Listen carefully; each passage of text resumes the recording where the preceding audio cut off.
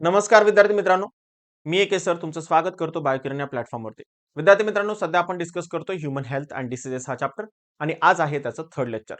विद्यार्थी मित्रांनो, तुम्हाला माहीतच आहे की आपलं बायोकिरण ॲप सुद्धा आहे, जे की प्ले स्टोअरवरती तुम्हाला अवेलेबल आहे आणि डिस्क्रिप्शनमध्ये त्याची लिंक सुद्धा दिलेली आहे.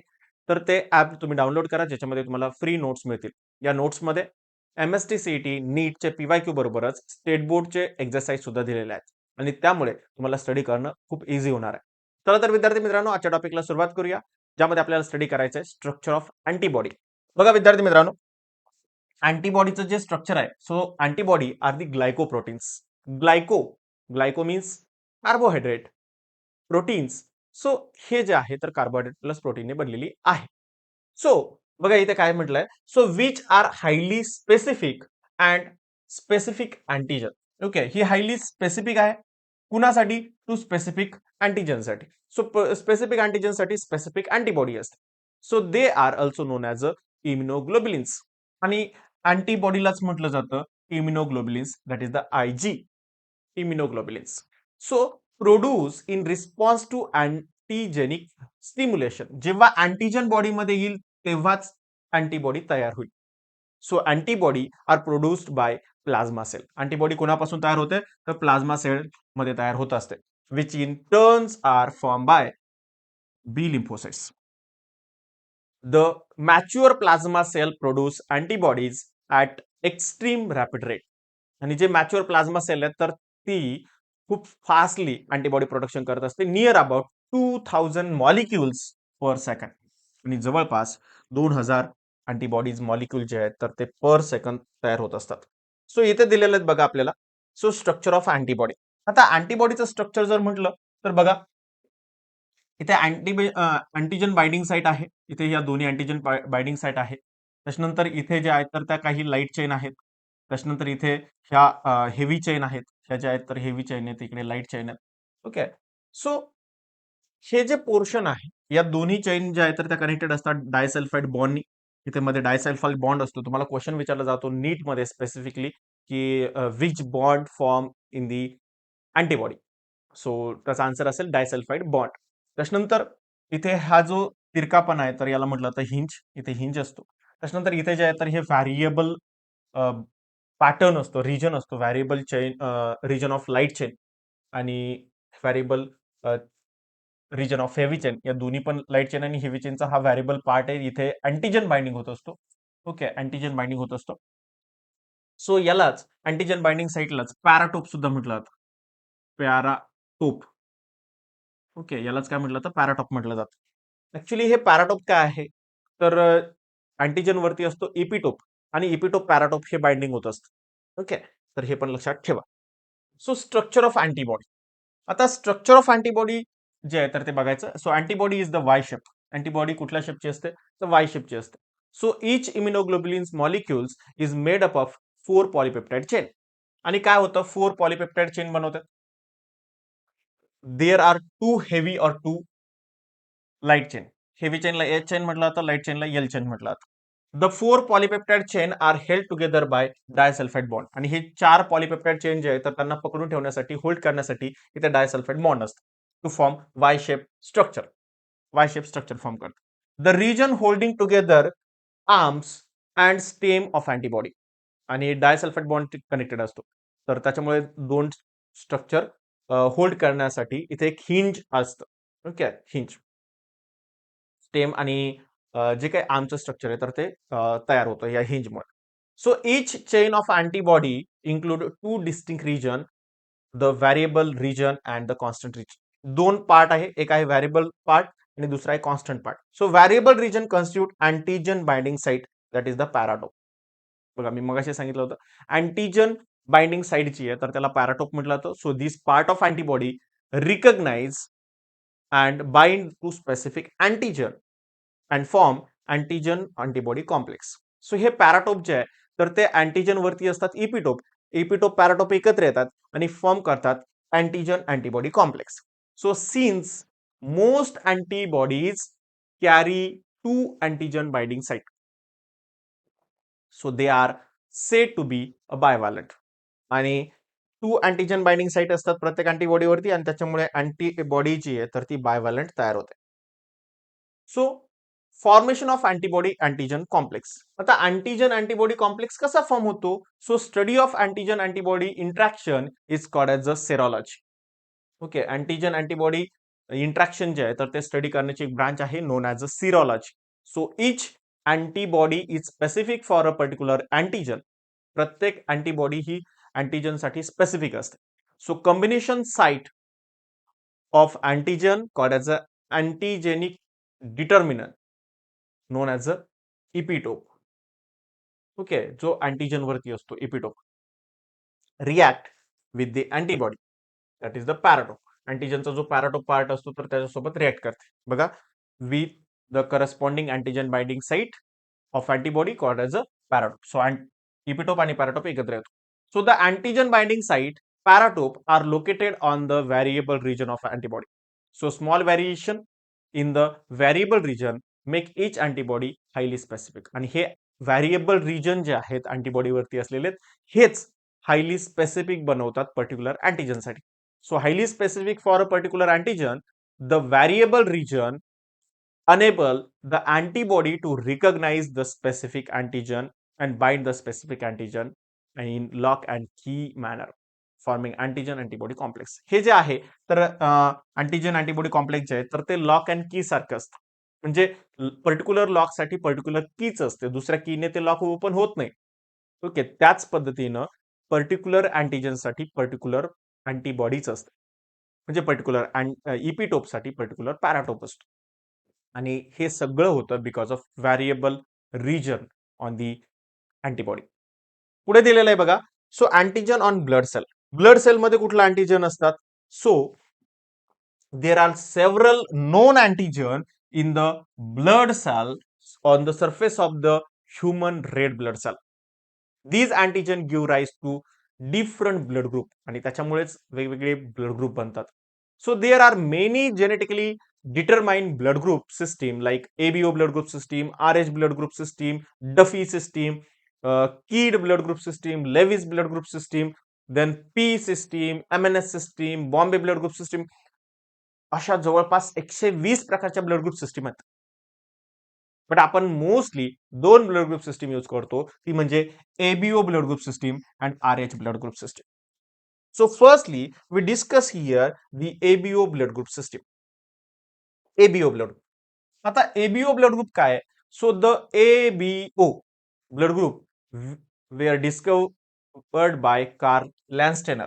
कार्ल लॅन्स्टेनरनी 19th सेंचुरीमध्ये एबीओ ब्लड ग्रुप डिस्कवर केले होते. Later on the blood group AB. AB जो ब्लड ग्रुप आहे तर तो नंतर डिस्कवर झाला, was discovered by Landsteiner student Decastello and Sturli in 1902. लॅन्स्टेनरचे जे स्टुडंट होते तर त्यांनी एबी ब्लड ग्रुप डिस्कवर केला. So Landsteiner was awarded the Nobel prize for his discovery of human blood group.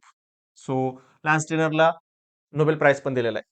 So he found two antigen and agglutinogen antigen, दोन antigen and agglutinogens on the surface of human red blood cells and name them the antigen A and antigen B. So याला antigen A आणि antigen B असं नाव दिलं. So he also notice the corresponding antibody or agglutinins in the serum called as A and B. आणि त्याच्यामध्ये antibody सुद्धा मिळाल्या serum मध्ये ए अँड बी. ओके, तर ब्लड ग्रुप मध्ये हे माहिती पाहिजे. बघा इथे आपल्याला ते अँटीबॉडी अँटीजन रिएक्शनचं दिलेलं आहे. इथे हा जो पॅथोजन आहे हा व्हायरस आहे, हा एक व्हायरस आहे. आणि हा व्हायरस जो आहे तर या व्हायरसच्या बॉडीवरती, या बॉडीवरती इथे जे आहेत हे दिलेले जे आहेत, रेड कलरनेच दाखवतो, हे जे आहेत तर हे डिफरंट शेपचे डिफरंट कलरचे मध्ये असलेले हे आहेत इपिटोप. आणि या इपिटोपला बाइंड असलेले हे जे आहेत तर हे आहे आपले पॅराटोप, त्याचे अँटीबॉडीचे.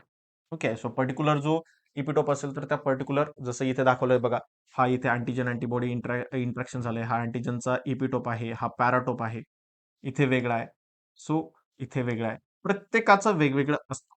ओके, प्रत्येकाचा वेगवेगळा इपिटोप असू शकतो आणि त्याच्या पर्टिक्युलर त्याला पॅराटोप सुद्धा लागतो आणि तेव्हाच बनतं अँटीजन अँटीबॉडी कॉम्प्लेक्स. बघा ब्लड ग्रुप पर्यंत येऊ आपण परत. So ABO blood group in human. So blood group काय आहेत बघा. तर ब्लड ग्रुप जे आहे तर इथे ब्लड ग्रुप दिलाय, इथे जिनोटाईप दिले त्याचे. हे अँटीजन ऑन सरफेस आरबीसी वरती असतात, अँटीबॉडी इन सिरम मध्ये असते. हे डोनेट करू शकतात आणि हे रिसिव्ह करू शकतात कुणापासून, तर ते दिलेलं आहे. हा चार्ट आपण सेम चार्ट ऑलरेडी डिस्कस केलेला आहे. तो म्हणजे चॅप्टर नंबर 3 मध्ये, ज्याच्यामध्ये आपण ब्लड ग्रुप सिस्टीम बघितली होती इनहेरिटन्स अँड व्हॅरिएशन चॅप्टर मध्ये. Okay. So blood group system जी आहे तर 4 ब्लड ग्रुप आहेत. ब्लड ग्रुप ए, त्याचे जिनोटाईप जर बघितलं तर IA किंवा IA याच्यामध्ये अँटीजन जो असतो आरबीसी वरती तर तो ए अँटीजन असतो. सिरम मध्ये जी अँटीबॉडी असते तर ती बी अँटीबॉडी असते. आता हे डोनेट कुणाला करू शकतात तर ए ब्लड ग्रुप असलेल्याला डोनेट करू शकतात किंवा ए बी ब्लड ग्रुप असलेल्याला ब्लड डोनेट करू शकतात. आणि घेऊ कोणाकडून शकतात तर ए ब्लड ग्रुप वाल्याचं ब्लड घेऊ शकतात आणि ओ ब्लड ग्रुप वाल्याकडून ब्लड घेऊ शकतात. त्याच्यानंतर सेकंड ब्लड ग्रुप आहे बी ब्लड ग्रुप. याचा जिनोटाईप जो आहे तर तो आहे आयबी और IBIO. याच्यामध्ये अँटीजन कुठलं असतं आरबीसीच्या सरफेसवरती तर बी अँटीजन असतं. त्याच्यानंतर सिरम मध्ये जर बघितलं तर अँटीबॉडी ए असते. ब्लड कोणाला डोनेट करू शकतात तर बी ग्रुप असलेल्याला डोनेट करू शकतात किंवा ए बी ब्लड ग्रुप असलेल्याला डोनेट करू शकतात. जर घ्यायचं म्हटलं तर कोणाकडून घेऊ शकतात तर बी ब्लड ग्रुप वाल्याचं ब्लड घेऊ शकतात किंवा ओ ब्लड ग्रुप वाल्यांचं ब्लड घेऊ शकतात. त्याच्यानंतर ए बी ब्लड ग्रुप, या ए बी ब्लड ग्रुपला युनिव्हर्सल ऍक्सेप्टर म्हटलं जातं कारण सगळ्यांकडून हा ब्लड घेऊ शकतो. याचा जिनोटाईप जो आहे तर तो IA-IB जिनोटाईप आहे. अँटीजन कुठलं जर बघितलं तर ए आणि बी दोन्ही पण प्रकारचे अँटीजन याच्या आरबीसी वरती असतात. यांच्या सीरम मध्ये मात्र कुठलंही अँटीबॉडी नसतं. त्यानंतर हे डोनेट कुणाला करू शकतात तर हे फक्त ए बी ब्लड ग्रुप असलेलाच ब्लड डोनेट करू शकतात. मात्र घेऊ कोणाकडून शकतात तर एचं ब्लड ग्रुप घेऊ शकतात, बीचं घेऊ शकतात, ए बीचं घेऊ शकतात आणि ओचं घेऊ शकतात. सगळ्यांकडून ब्लड घेऊ शकतात म्हणून यांना म्हटलं जातं युनिव्हर्सल ऍक्सेप्टर. त्याच्यानंतर जो ब्लड ग्रुप आहे तर तो आहे वो ब्लड ग्रुप सिस्टीम. याला म्हटलं जातं युनिव्हर्सल डोनर कारण याचं ब्लड ग्रुप सगळ्याला चालतं, याला मात्र फक्त ओचंच ब्लड ग्रुप चालतं. याचा जिनोटाईप जो आहे तर तो आहे IO. यांच्यामध्ये कुठलंही सीरम जे काही अँटीजन आहे तर तो आरबीसी वरती अँटीजन अब्सेंट असतो. बॉडीमध्ये मात्र अँटीबॉडी ए आणि अँटीबॉडी बी दोन्हीही प्रकारच्या अँटीबॉडी सीरम मध्ये प्रेझेंट असतात. आणि हे डोनेट मात्र ए ब्लड ग्रुप असलेल्याला, बी ब्लड ग्रुप असलेल्याला, ए बी ब्लड ग्रुप असलेल्याला आणि ओ ब्लड ग्रुप असलेल्याला सगळ्यांना ब्लड डोनेट करू शकतो. मात्र जर याला घ्यायचं असेल तर फक्त ओचं blood group O blood group हे घेऊ शकतो. So in ABO blood group system, blood groups are determined by presence or absence of antigen and A and antigen B. So हे एबीओ ब्लड ग्रुप सिस्टीमची आहे तर ती आरबीसी वरती present असलेल्या अँटीजन ए किंवा अँटीजन बी वरती डिपेंड असते. A blood group of person is classified into 4 blood group A B A B and O blood group. तर ब्लड ग्रुप ए बद्दल जर माहिती बघितली तर आपण ऑलरेडी चार्ट मध्ये बघितलेलं आहे, तेच इथे दिलेलं आहे. बघा ब्लड ग्रुप ए मध्ये जर बघितलं तर individuals with blood group A have antigen A. Blood group A का असेल कारण त्याच्याकडे अँटीजन ए आहे त्याच्या आरबीसीच्या सरफेसवरती. And antibody B in their plasma, आणि प्लाझ्मा मध्ये सिरम मध्ये अँटीबॉडी बी असेल. ब्लड ग्रुप बी जर म्हटलं तर याच्या आरबीसी वरती अँटीजन बी असेल आणि प्लाझ्मा मध्ये अँटीबॉडीज ए असेल. जर ब्लड ग्रुप ए बी जर म्हटलं तर यांच्या आरबीसी वरती अँटीजन जे आहे तर ते अँटीजन ए पण असेल आणि बी पण असेल आणि यांच्या प्लाझ्मा मध्ये कुठलाही अँटीबॉडी नाहीये. आणि जर ब्लड ग्रुप ओ जर म्हटलं तर यांच्यामध्ये कुठलेही अँटीजन नसतात आरबीसी वरती. ए पण अँटीजन नाहीये, बी पण अँटीजन नाहीये. मात्र यांच्या सीरम मध्ये अँटीबॉडी ए आणि अँटीबॉडी बी दोन्ही पण प्रेझेंट असतात. जर आर एच फॅक्टर बद्दल जर बघितलं आपण तर आर एच फॅक्टर एक तर पॉझिटिव्ह असेल किंवा निगेटिव्ह असेल. म्हणजे बघा आपण म्हणतो ना माझा ब्लड ग्रुप ए पॉझिटिव्ह आहे किंवा ए निगेटिव्ह आहे, बी पॉझिटिव्ह आहे किंवा बी निगेटिव्ह आहे, ओ पॉझिटिव्ह आहे किंवा ओ निगेटिव्ह आहे, ए बी पॉझिटिव्ह आहे किंवा ए बी निगेटिव्ह आहे. हे पॉझिटिव्ह किंवा निगेटिव्ह काय आहे तर ते आर एच फॅक्टर आहे. बघा R H is the most complex of the blood group system. RH factor is antigenic protein present on the surface of the red blood cells. म्हणजे रेड ब्लड सेल आरबीसीच्या सरफेस वरती हे RH protein, अँटीजेनिक protein एक तर present असेल किंवा absent असेल. जर present असेल तर त्याला RH पॉझिटिव्ह म्हटलं जातं, अब्सेंट असेल तर RH निगेटिव्ह म्हटलं जातं. So it was firstly discovered by Landsteiner and Wiener. Landsteiner आणि वेनर या दोघांनी 1940 मध्ये हे डिस्कवर्ड केलं. So on the surface of RBC rhesus monkey, okay, rhesus मंकीच्या आरबीसीच्या सरफेसवरती सगळ्यात पहिल्यांदा डिस्कवर केलं होतं आणि त्याच्यामुळेच त्याला नाव दिलं RH factor, also called as a D antigen. आणि या RH फॅक्टरलाच डी अँटीजन सुद्धा म्हटलं जातं. So person having RH factor that is the D antigen are called as RH positive. आणि ज्याच्यामध्ये RH फॅक्टर किंवा डी अँटीजन प्रेझेंट असतो तर त्याला RH पॉझिटिव्ह म्हटलं जातं. आणि ज्यांच्यावरती हे नसतात, डी अँटीजन नसतो, तर त्याला म्हटलं जातं RH negative blood group. So RH, that is the D antigen, induce a strong immunogenic response when induce into RH negative individuals. So RH positive जे आहे अँटीजन इंड्यूस इम्युनोजेनिक रिस्पॉन्स, हे strong immunogenic response देतात RH positive RH निगेटिव्हच्या against. So RH blood group is more important factor in the blood transfusion in the involved in hemolytic disease of the newborn. Okay, म्हणजे for example father जर RH positive असेल, mother RH negative असेल आणि मदरमध्ये RH positive foetus जर बनत असेल तर मात्र फर्स्ट प्रेग्नन्सीला प्रॉब्लेम येत नाही, मात्र सेकंड प्रेग्नन्सीला प्रॉब्लेम येतो आणि त्याच प्रॉब्लेमला म्हटलं जातं इरिथ्रोब्लास्टोसिस फिटालिस. म्हणजे काय होतं तर RH निगेटिव्ह मदरमध्ये RH पॉझिटिव्ह फिटस बनत नाही. सो it occur when RH positive RH negative mother. कधी होऊ शकतं हे, जेव्हा RH निगेटिव्ह मदर असेल आणि RH पॉझिटिव्ह फिटस असेल, तर तेव्हा सेकंड प्रेग्नन्सीला प्रॉब्लेम येतो. पण हे होऊ नये म्हणून जनरली इंजेक्शन दिलं जातं known as a RhoGAM antibody. Okay, RhoGAM antibody वापरली जाते. So the RH positive RBC from the foetus may enter the mother circulatory system during the child birth. आणि जेव्हा चाइल्ड बर्थ होत असतं तर RH पॉझिटिव्ह आरबीसी फिटस मधून मदरच्या circulatory system मध्ये जाते आणि त्याच्यामुळे causing her to produce anti RH antibody. आणि त्याच्यामुळे मदरच्या बॉडीमध्ये अँटी RH अँटीबॉडी बनतात आणि as a result subsequent RH positive foetus, म्हणजे सेकंड जो फिटस आहे, will be expose to their anti RH antibody produce by the mother. आणि मदरने तयार केलेल्या ज्या RH पॉझिटिव्ह अँटीबॉडी ज्या असतात तर त्या सेकंड प्रेग्नन्सीला प्रॉब्लेम करतात, सेकंड प्रेग्नन्सी होत नाही. So which result HDN. The order to prevent SDN, RH negative mother is injected with the anti-RH antibody.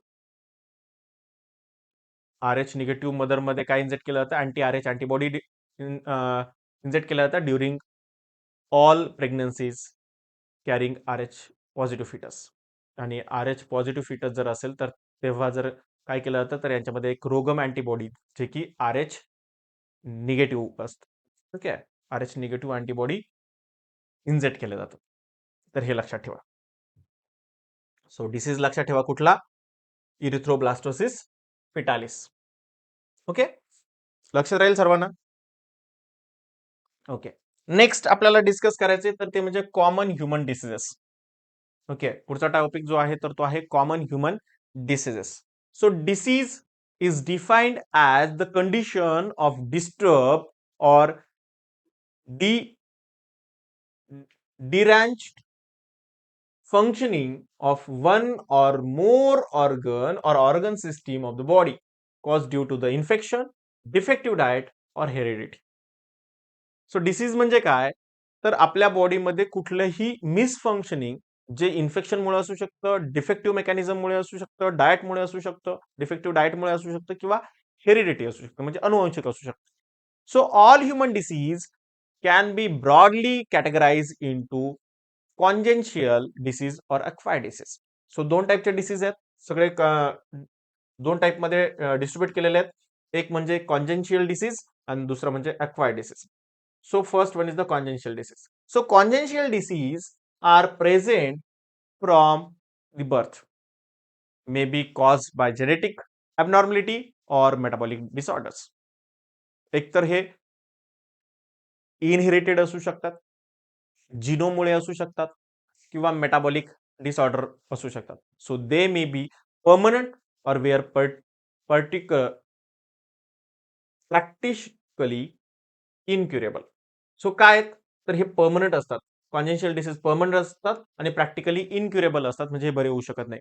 So however modern research has help to cure some inborn disease through gene therapy, enzyme replacement therapy et cetera. So काही असे कॉन्जेन्शियल disease जे असतात तर ते cure करण्यासाठी modern medical थेरपीमध्ये gene therapy दिली जाते किंवा एन्झाईम रिप्लेसमेंट थेरपी दिली जाते. Then acquired disease. Second जे येतात acquired disease. So acquired disease develop from after the birth and can be subdivided into two types.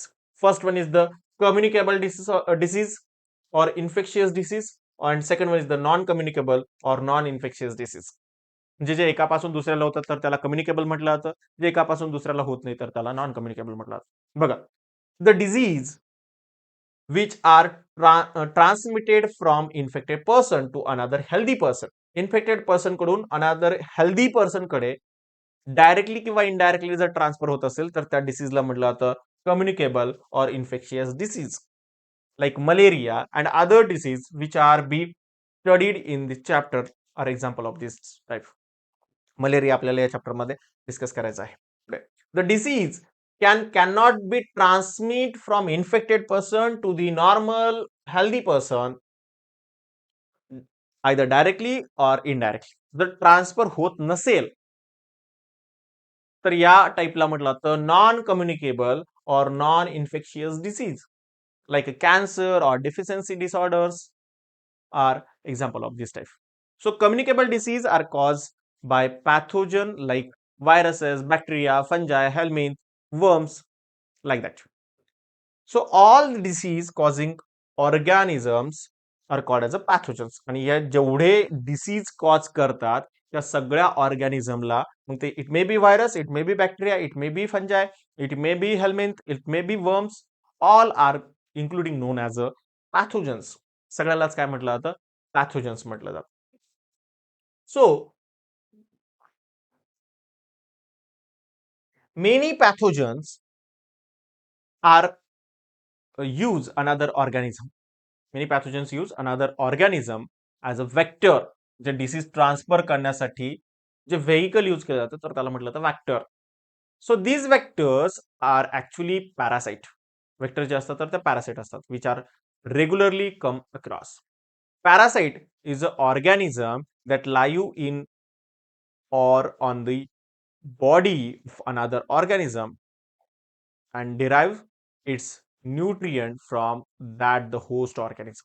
Parasite म्हणजे कोण? जो दुसऱ्या बॉडीवरती डिपेंड आहे राहण्यासाठी आणि खाण्यासाठी, तर त्याला आपण पॅरासाइट म्हणतो. So parasite are two categories.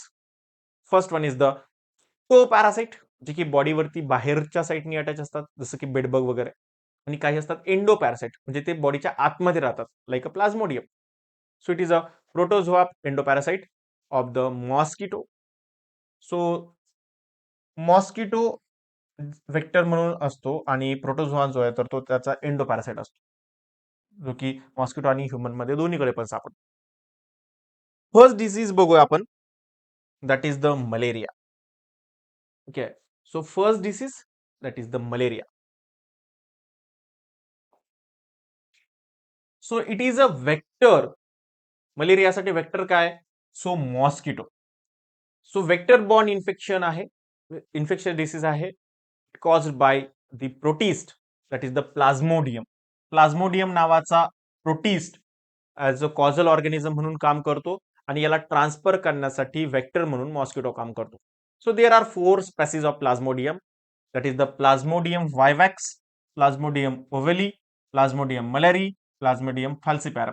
हे 4 स्पेसीज आहेत प्लाझ्मोडियमच्या ज्या या डिसीज कॉज करतात. So only Plasmodium falciparum causes serious illness. त्यातला प्लाझ्मोडियम फॅल्सिपॅरम जो आहे हा serious illness, while other are rarely fatal. बाकीचे जे तर ते कमी इन्फेक्शन करतात, मात्र हा प्लाझ्मोडियम फॅल्सिपॅरम जो आहे तर तो जास्त डिसीज कॉज करतो. So based on the species there are 4 types of malaria. 4 टाइपच्या मलेरिया या स्पेसिस वरून असतात. सो सिमटम्स काय आहेत, साईन काय आहेत मलेरिया झालाय म्हणून ओळखण्याचे. So symptoms of malaria begin to appear about 7 to 15 days after bite of infective mosquito. जवळपास मॉस्किटो बाईट केल्यानंतर 7 ते 15 दिवसानंतर आपल्याला सिमटम्स दिसायला लागतात की इन्फेक्टिव्ह मॉस्किटो आपल्याला बाईट केल्यानंतर 7 ते 15 दिवसांनी. काय? So initial symptoms are fever, headache and chills may be difficult to recognise as a malaria. सुरुवातीचे जे सिमटम्स असतात तर त्याच्यामध्ये आपल्याला ताप येतो, डोकं दुखतं, थंडी वाजते, पण त्याच्यामध्ये आपल्याला पहिल्या स्टेजमध्ये ओळखायला जरा थोडंसं टफ जातं. त्याच्यानंतर classical symptoms of malaria is cyclic occurrence of high fever. Cyclic fever येतो, म्हणजे ताप वाढतो, परत कमी होतो, परत ताप वाढतो, परत कमी होतो. सायक्लिक फिवर येतं. Then followed by sweating and sudden shivering. Sweating होते खूप जास्त, घाम येतो. त्याच्यानंतर परत आपल्याला थंडी वाजते. Such entire episode last for 4 to 6 hours and recur every 2 days and 3 days. ते जवळपास 4 ते 6 तासांपर्यंत असतं आणि त्याच्यानंतर हे परत रिक्युअर होतं 2 दिवसानंतर किंवा 3 दिवसानंतर. अजून काय आहे तर ओमिटिंग, देन कन्व्हुलेशन्स, अर्थल्जिया म्हणजे जॉईंट पेन, उलट्या होतात, जॉईंट पेन होतं, अनिमिया म्हणजे जर थोडासा थकवा आल्यासारखं वाटतं, अशक्तपणा जाणवतो. Okay. Then due to the anaemia होतो due to the rupturing of RBC. RBC rupture होतात. हिमोग्लोबिन युरिया झालं होतं, म्हणजे युरियामध्ये हिमोग्लोबिन सापडतो. Then hepatomegaly, so liver enlargement होतं. देन रेटिनल डॅमेज होतं, आय डॅमेज होतं. त्याच्यानंतर सेरेब्रल मलेरियामध्ये ब्रेन इन्फेक्शन होऊ शकतं. सो असे वेगवेगळे सिमटम्स आपल्याला बघायला मिळतात.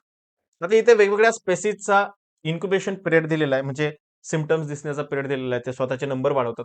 सो पहिला आहे स्पेसिस प्लाझ्मोडियम वायवॅक्स. याचा इन्क्युबेशन पिरियड जो आहे तर तो 14 डेज आहे. याचे पॅटर्न हाय फिवरचे काय, तर हाय फिवर आफ्टर 48 अवर इंटरव्हल, म्हणजे 48 आवरनी परत ताप येतो. परत ताप गेला की परत 48 आवरनी येतो. सो सायक्लिक पॅटर्न आहे.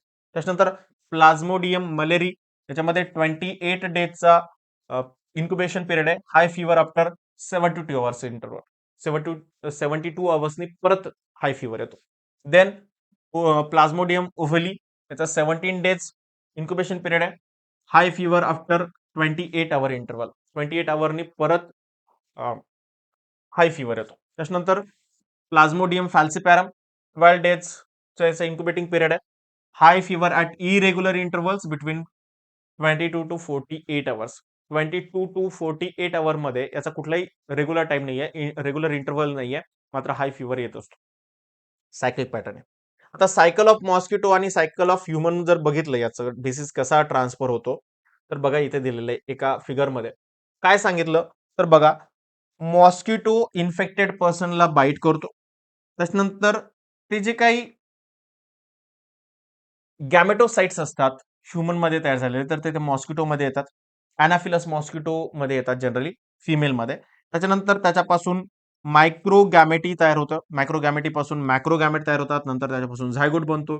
झायगोट मॉस्किटोच्या मिडगट मध्ये असतो. तिथे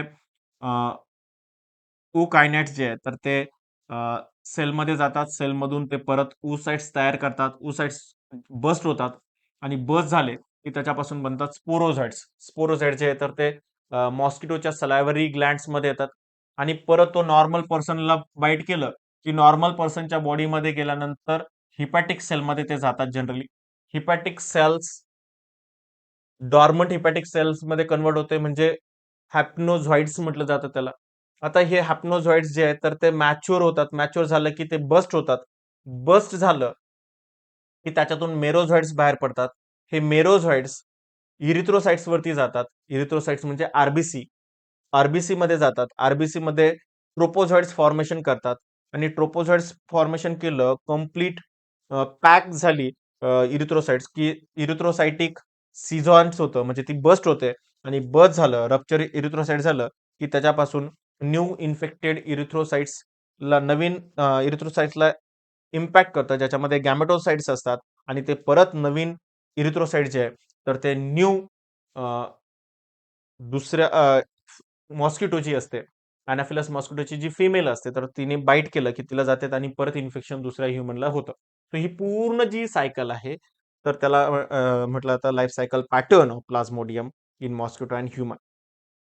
सो मोड ऑफ ट्रान्समिशन जे आहे याचं, तर प्लाझ्मोडियम ट्रान्सफर होतो from one person to the another person by the insect vector, that is the female female Anopheles mosquito. कोण ट्रान्सफर करतं? ऍक्च्युली आपल्याला याच्यामध्ये काय लक्षात ठेवायचं, तर कॉजल ऑर्गॅनिझम लक्षात ठेवा, सिम्पटम्स लक्षात ठेवा, वेक्टर लक्षात ठेवा आणि ट्रीटमेंट लक्षात ठेवा. एवढ्याच गोष्टी लक्षात ठेवायच्या, बाकीचं काही जास्त लक्षात नाही ठेवलं तरी चालेल. So vector female anaphyllus mosquito. So when infected female, that is the anaphyllus, suck the human blood. Infected person's human blood suck करते. It may transfer sporozoites to human circulation. त्याच्यामध्ये काय ट्रान्सफर होतात, तर स्पोरोझॉइड्स ट्रान्सफर होतात. So sporozoites reproduce asexually through the fission. Schizogony त्यांच्यामध्ये होतं, fission होतं.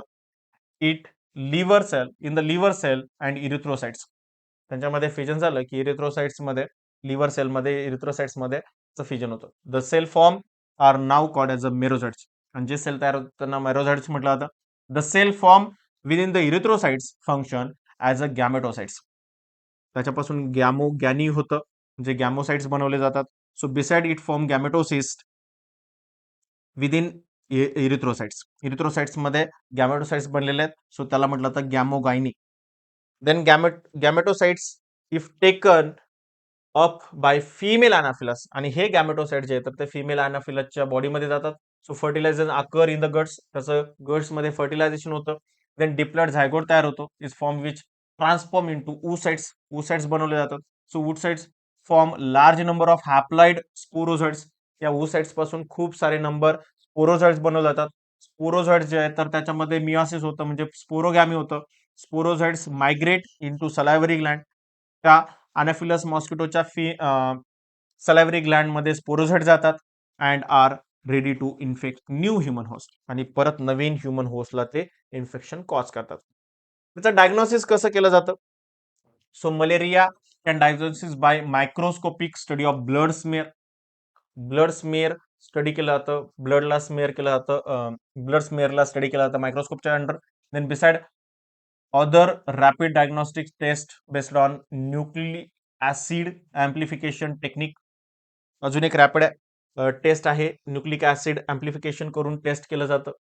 Then treatment of malaria include, कुठली कुठली ट्रीटमेंट दिली जाते बघा मलेरियासाठी, कुठली कुठली ट्रीटमेंट दिली जाते. सो कॉम्बिनेशन थेरपीज यूज केले जाते. आर्टिमिसनिन कॉम्बिनेशन थेरपी, ज्याला ACTs म्हटलं जातं. WHO ने रिकमेंड केलेले आहेत 5 different combinations. So which include various combination of artesunate, sulfadoxine, pyrimethamine in addition to quinine. Okay, quinine drug त्याच्यामध्ये ऍडिशन करून हे कॉम्बिनेशन वापरायला सांगितलेलं आहे. सो त्याच्यामध्ये प्रिव्हेन्शन अँड कंट्रोल काय आहे, तर प्रिव्हेन्शन अँड कंट्रोल मध्ये, so prevention of mosquito bite using mosquito net and insect repellent. फक्त मच्छर होणार नाही याची काळजी घ्या, मॉस्किटो होणार नाही याची काळजी घ्या, किंवा मॉस्किटो बाईट होणार नाही याची काळजी घ्या. Then spraying insecticides and draining stagnant water where as mosquito lays egg. So generally spray करा इन्सेक्टिसाइड जिथे पाणी साचलेलं असेल तिथे. Then mosquito larvae can be control by using gambusia fish, fresh water fish. हे बायो कंट्रोल आहे. ते काय करतं, तर मॉस्किटो जे काही लार्वी असते तर त्याला खाऊन टाकतो. मराठीमध्ये त्याला गप्पी मासे म्हणतात. आणि ते आपले सरकारी दवाखाने जे असतात तर त्याच्यामध्ये, गव्हर्नमेंट हॉस्पिटल जे आहे तर त्याच्यामध्ये फ्री मिळतात. तर विद्यार्थी मित्रांनो, आजच्या सेशनला आपण इथेच थांबणार आहोत. भेटूया नेक्स्ट सेशनला, ज्यामध्ये आपल्याला पुढचे काही डिझिजेस स्टडी करायचे आहेत. विद्यार्थी मित्रांनो, व्हिडिओ आवडला असेल तर लाईक करा, काही डाऊट असेल तर कमेंट करा, व्हिडिओ आवडला असेल अप्रिसिएशन म्हणून सुद्धा कमेंट करा, आणि जर हे चॅनल अजून सबस्क्राईब केलेलं नसेल तर चॅनलला सबस्क्राईब करा आणि हा व्हिडिओ तुमच्या मित्रांसोबत शेअर करा. भेटूया परत पुढच्या लेक्चरमध्ये. तोपर्यंत bye bye. Happy learning. Take care.